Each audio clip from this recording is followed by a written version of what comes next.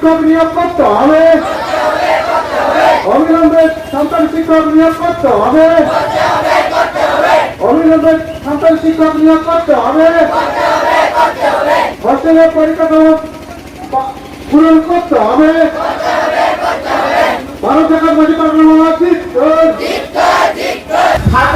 নমস্কার, আমরা এই মুহূর্তে রয়েছি যে পশ্চিম মেদিনীপুরে যে ডিএম ডেপুটেশন হচ্ছে, অর্থাৎ জেলা শাসক সদর কার্যালয়ের সামনে আমরা আছি এবং এখানে আমরা দেখতে পাচ্ছি যে স্টুডেন্টরাও এই অবস্থান বিক্ষোভে যোগদান দিয়েছে এবং আজকে আমরা জানার চেষ্টা করব কিসের জন্য এবং কেন স্টুডেন্টরাও অবস্থান বিক্ষোভে অংশগ্রহণ করছে। কেননা আমরা জানি যে ছাত্রছাত্রী বা স্টুডেন্টদেরকে ক্লাসরুমে থাকা প্রয়োজন, কিন্তু সে ক্লাসরুম না থেকে ক্লাসরুম ছেড়ে তারা জেলা শাসকের সদর দপ্তরে উপস্থিত হয়েছেন।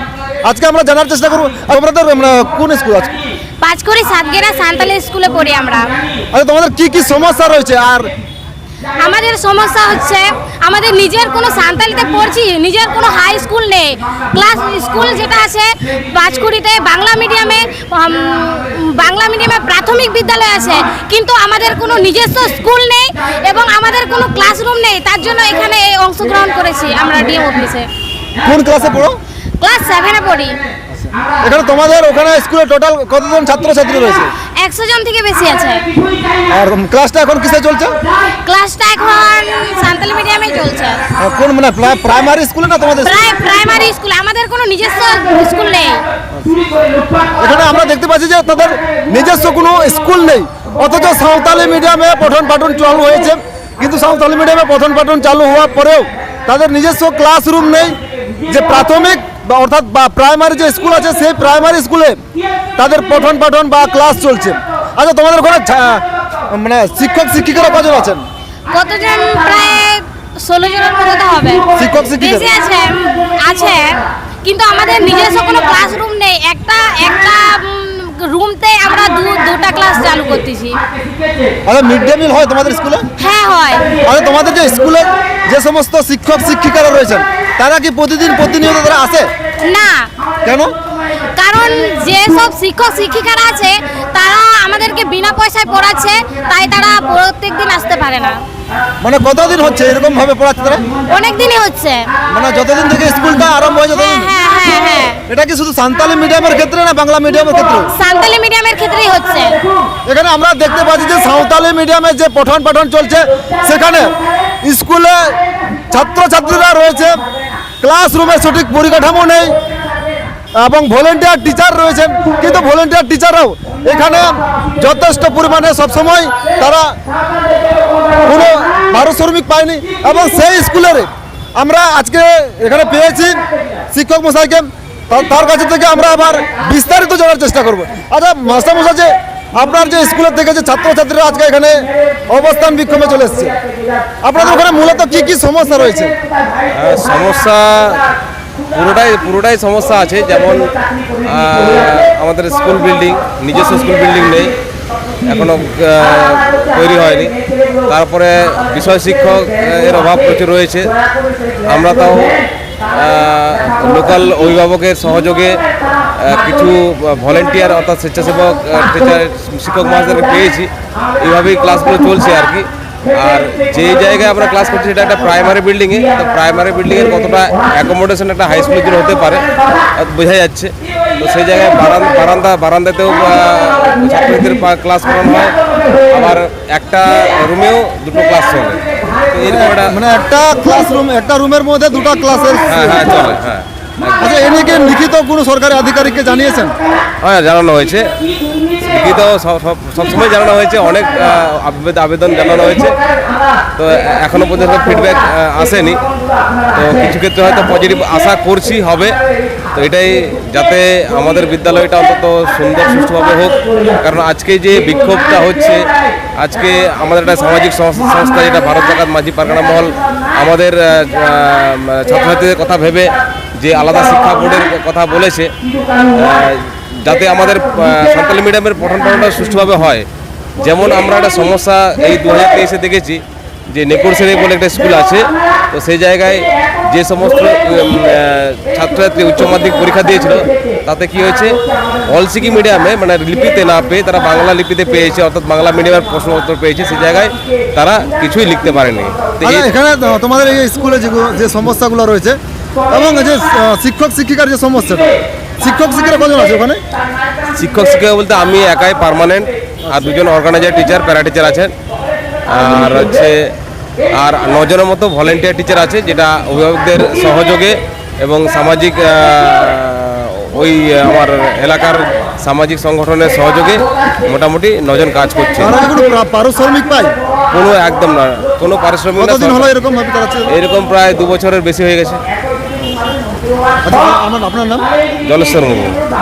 এখানে আমরা দেখতে পেলাম যে সমস্ত ছাত্রছাত্রী ওখানে পঠন পাঠন চালাচ্ছে বা পঠন পাঠনের জন্য তারা আছেন, কিন্তু তারা সঠিক সময়ে সেখানে যে শিক্ষকরা রয়েছেন তারা সঠিক সময়ে সেখানে পারিশ্রমিক পায়নি, এবং তাই সেখানে সঠিকভাবে এখনো পর্যন্ত স্কুলের শিক্ষা ব্যবস্থা পরিচালনা হয়নি, এবং এ নিয়ে বিভিন্ন সমস্যা হওয়ার জন্য আজকে তারা এখানে মেদিনীপুর ডিএম অফিসের সামনে বা ডিএম এর কার্যালয়ের সামনে তারা অবস্থান বিক্ষোভে সামিল হয়েছে। যে আপনাদের এই যে কাল থেকে অর্থাৎ 17 এপ্রিল থেকে যে ভারত জাকাত মাঝি পারগানা মহলের অর্থাৎ মেদিনীপুর এবং ঝাড়গ্রাম জেলার যে অবস্থান বিক্ষোভ চলছে, যে আপনাদের মূলত কি দাবিতে আজকে আপনারা গতকাল থেকে যে অবস্থান বিক্ষোভটা আরম্ভ করেছেন?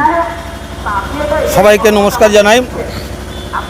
আমরা ভারত জাকাত মাঝি পারগানা মহল, অবিভক্ত মেদিনীপুর জেলা এবং ঝাড়গ্রাম জেলা নেতৃত্ব এবং আমাদের সমস্ত সহকর্মী তারা আজকে বা গতকাল থেকে উপস্থিত আছেন এইখানে।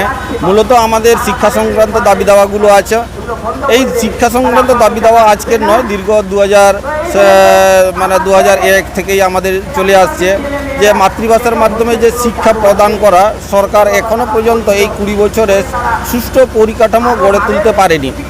আজকে যে সমস্ত ছেলেমেয়েরা সাঁওতালি মিডিয়ামে শিক্ষা লাভ করছে, তারা কোনো বিদ্যালয়ে একজন মাত্র শিক্ষক আছেন, অথচ 10ম শ্রেণী পর্যন্ত প্রায় 6টা করে ক্লাস চলতে হয়। একজন শিক্ষকের দ্বারায় 6টা শ্রেণীকক্ষ কিভাবে তিনি পূর্ণ করবেন।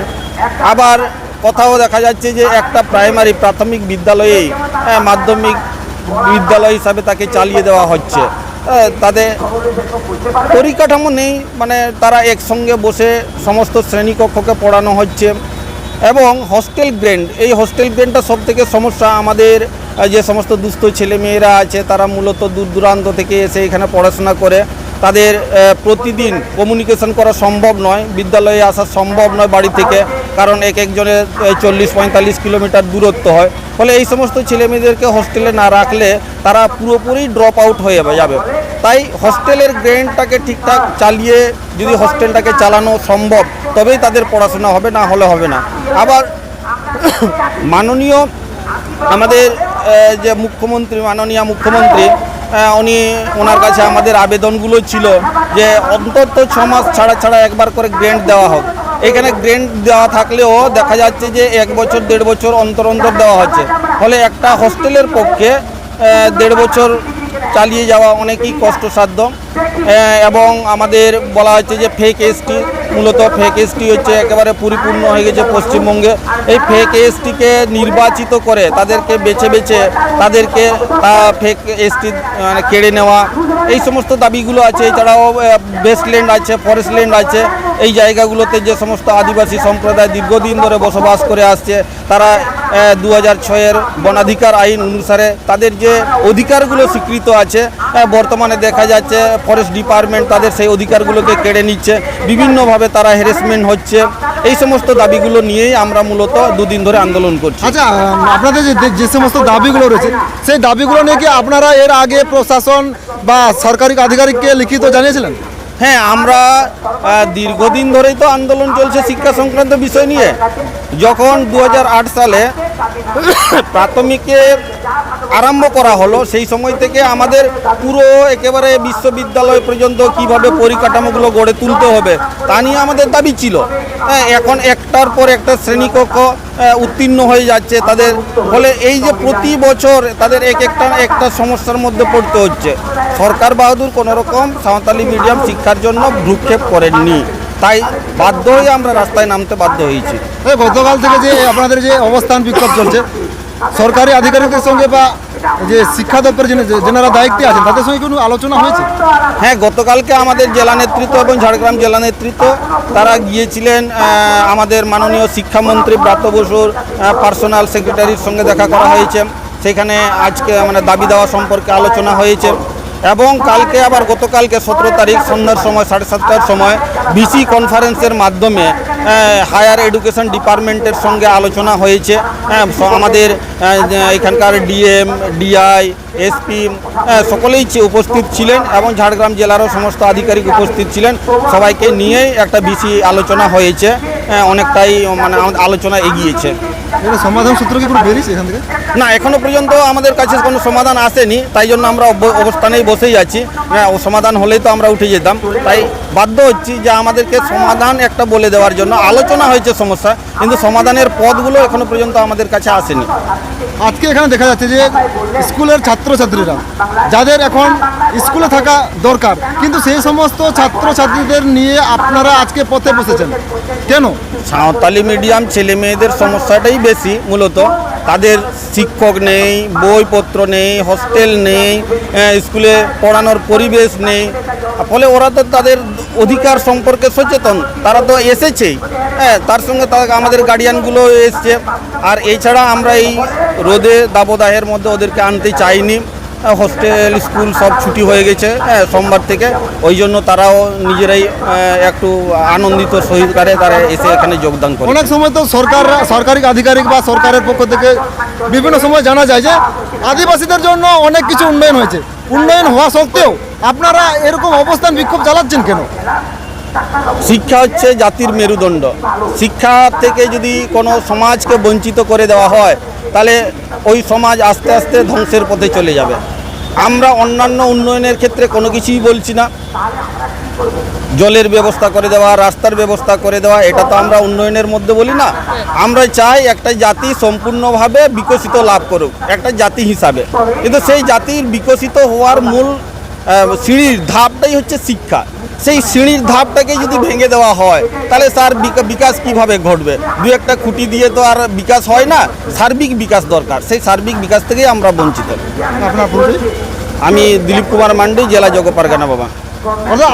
আমরা এখানে দেখলাম যে একাধিক দাবিতে গত 17 এপ্রিল থেকে ভারত জাকাত মাঝি পারগানা মহলের জেলা নেতৃত্বরা এবং এখানে বিভিন্ন ব্লক এবং অঞ্চল স্তরে যে সমস্ত ভারত জাকাত মাঝি পারগানা মহলের নেতৃত্বরা রয়েছেন, তারা অবস্থান বিক্ষোভ গতকাল থেকে চালিয়েছেন এবং কবে শেষ হবে সে নিয়ে আমাদেরও নজর থাকবে এবং আপনাদের সবাইকে আপডেট দিয়ে জানাবো। তো সঙ্গে থাকুন, সাথে থাকুন। নমস্কার।